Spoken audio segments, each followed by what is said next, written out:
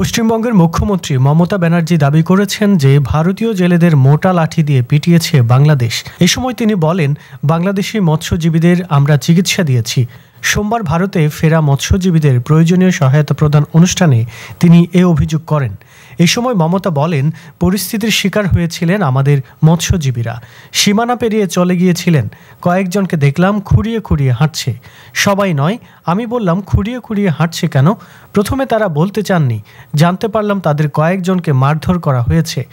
তাদের নিয়ে গিয়ে হাত দুটো দড়ি দিয়ে বেঁধে রাখা হয়েছিল। তাদের মোটা লাঠি দিয়ে পেটানো হয়েছে। কয়েকজনের কোমর থেকে পা পর্যন্ত চোট।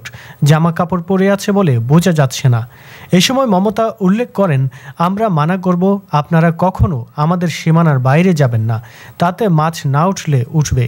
জীবন থাকলে অনেক মাছ পাবেন। এই যে 2 মাস জেলে ছিলেন, পরিবারের কষ্ট হয়নি? মাসখানেক আগে বাংলাদেশি ট্রলার আমাদের এখানে চলে এসেছিল।